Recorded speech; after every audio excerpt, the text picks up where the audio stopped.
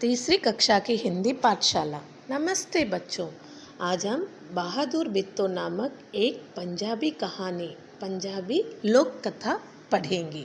तो ठीक है बच्चों, सबसे पहले अपनी रिमझिम पुस्तक निकालिए, उसमें पेज नंबर 34 ले लीजिए और जैसा जैसा मैं पढ़ रही हूँ आप भी अपनी उंगली रख के उसी तरह मेरे साथ पढ़िए। लेसन 5 बहादुर बित्तो पंजाबी लोक कथा। एक किसान था, उसकी बीवी का नाम था बित्तो। एक दिन किसान ने बित्तो से कहा, सुबह जब मैं खेत में हल चला रहा था तो एक शेर ने आकर कहा, किसान किसान अपना बैल मुझे दे दे वरना मैं तुझे खा जाऊंगा। बित्तो ने उससे पूछा, तूने क्या जवाब दिया? नेक्स्ट पेज बच्चों। किसान ने कहा, मैंने कहा तू यहीं रुक, मैं घर जाकर अपनी गाय ले आता हूँ। अगर तू बैल खा लेगा तो हम लोग भूखों मर जाएंगे। यह सुनकर बित्तो को बहुत गुस्सा आया। उसने किसान को फटकारा, घर की गाय शेर को खिलाते तुझे शर्म नहीं आती? अगर गाय चली गई तो घर में न दूध न लस्सी, बच्चे रोटी किस चीज़ के साथ खाएंगे? बित्तो को एक तरकीब सूझी। उसने कहा, तुम फौरन खेत में जाकर शेर से कहो कि मेरी बित्तो तुम्हारे खाने के लिए एक घोड़ा लेकर आ रही है। किसान डरता डरता शेर के पास गया। उसने कहा, शेर राजा, हमारी गाय तो बड़ी मरियल है, उससे तुम्हारा क्या बनेगा? मेरी बीवी अभी तुम्हारे लिए एक मोटा ताज़ा घोड़ा लेकर आ रही है। नेक्स्ट पेज बच्चों। बित्तो ने सिर पर एक बड़ा सा पगड़ बांधा और हाथ में दराती लेकर घोड़े पर सवार हो गई। घोड़ा दौड़ा थी, वह खेत पर पहुंची और जोर से चिल्लाई, अरे किसान, तू तो कहता था कि तूने 4 शेरों को फांस कर रखा है, यहाँ तो सिर्फ एक ही है, बाकी कहाँ गए?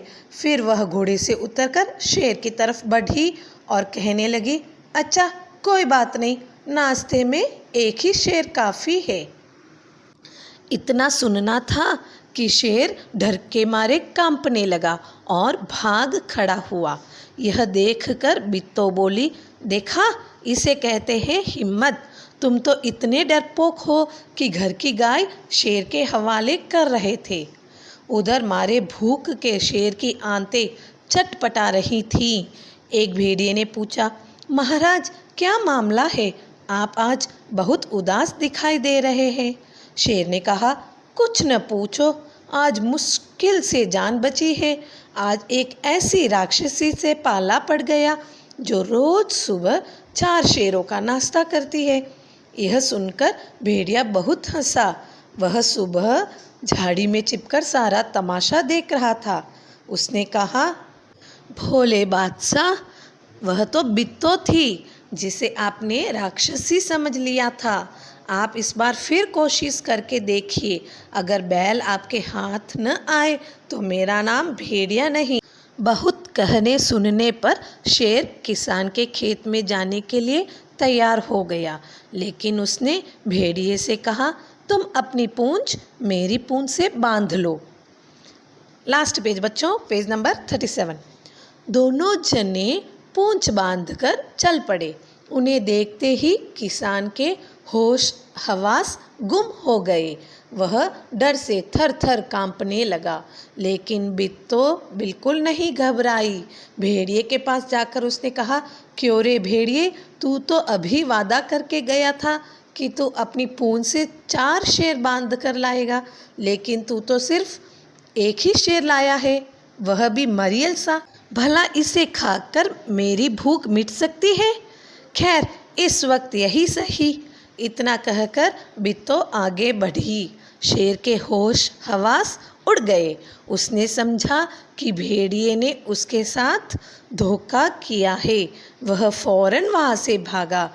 भेड़िया बहुत चीखा चिल्लाया, लेकिन शेर ने एक न सुनी, तेजी से भागता चला गया। किसान और बित्तो आराम से रहने लगे। उन्हें मालूम था कि अब शेर उनके खेत की तरफ फिर कभी नहीं आएगा।